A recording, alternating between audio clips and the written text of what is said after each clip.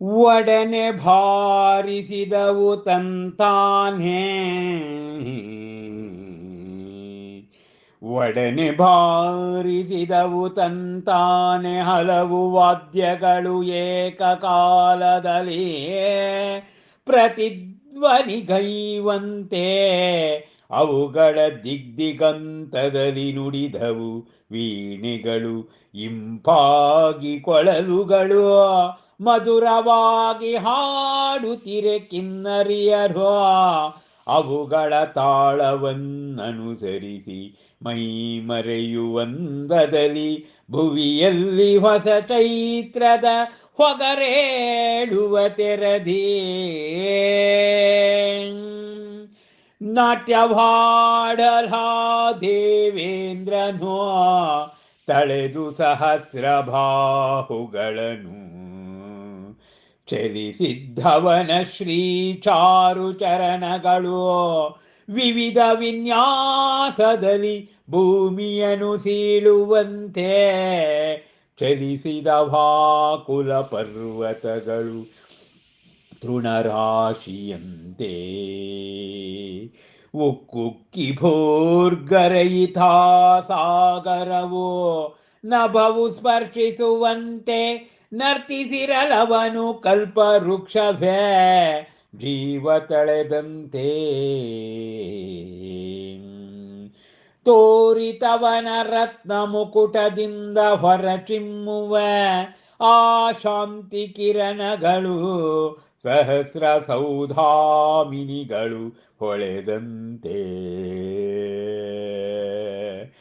ಇಂತೀ ಇಂದ್ರನ ತಾಂಡವ ನೃತ್ಯದಿಂದಲಿ ಕ್ಷೋಭೆಯೊದಗಿ ಭುವಿಯಲಿಯೇ ತೊಳೆದವು ದಿಶಾ ಭಿತ್ತಿಗಳನ ಅಲ್ಲೋಲ ಕಲ್ಲೋಲ ಕಡಲ ತೆರೆಗಳಿಂದ ಚಿಮ್ಮುವ ತುಷಾರ ರಾಶಿಯು ಮೀರಿಸುವಂತೆ ಆ ದೇವದುಂದುಬಿಯ ನಾದವನು ಮೊಳಗಿತಾ ದೇವ ಮಹೇಂದ್ರನ ಪದಾಘಾತ ಶಬ್ದಭೂ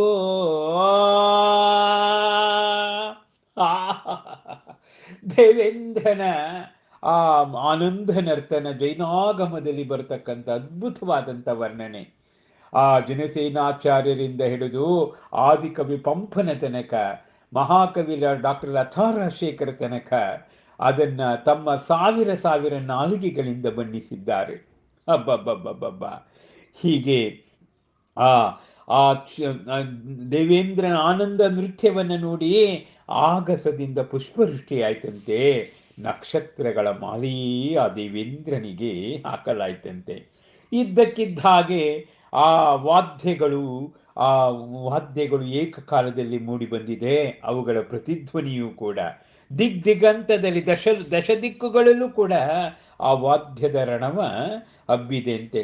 ವೀಣೆಗಳು ಇಂಪಾಗಿ, ಕೊಳಲುಗಳು ಮಧುರವಾಗಿ ಹಾಡ್ತಾ ಇದ್ದಂತೆ ಕಿನ್ನರಿಯರು, ಆ ದೇವಲೋಕದ ಕಿನ್ನರಿ ಅದರ ತಾಳವನ್ನನುಸರಿಸಿ ಅವರು ಹಾಡ್ತಾ ಇದ್ದಾರೆ. ಹೀಗೆ ಆನಂದದ ಸಾಮ್ರಾಜ್ಯದಲ್ಲಿ ದೇವೇಂದ್ರ ನಾಟ್ಯವಾಡುತ್ತಾ ಆಡುತ್ತಾ ಅವನು ಸುರಲೋಕವನ್ನೇ ಮರೆತು ಬಿಟ್ಟಿದ್ದಾನಂತೆ.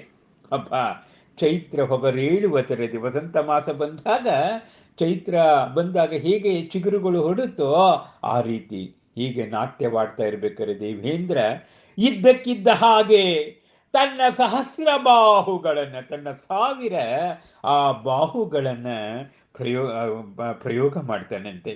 ಅವನ ಚಾರುಚರಣಗಳು, ಅವನ ಪವಿತ್ರವಾದ, ನೋಡಿ ಈ ಪದ ಇದೆಯಲ್ಲ ಚಾರುಚರಣ, ಅದು ಜೈನಾಗಮದ ಶಾಬ್ದಿಕವಾದಂಥದ್ದು.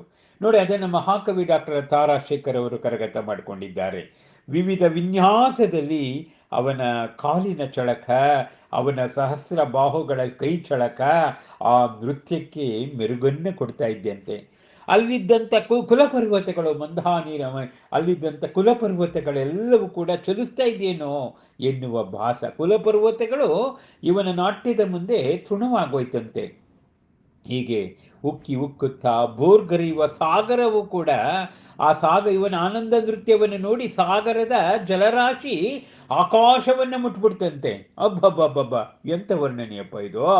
ಸಾಗರ ಪೊಕ್ಕು ನೋಡಿದರೆ ಆಗ ಸಮಂ ನೆಗಳ್ದು ನೋಡಿದರೆ ಅದೇನು ಕಗ್ಗಳಿಕೆಯೂ ಕವೀಂದ್ರರ.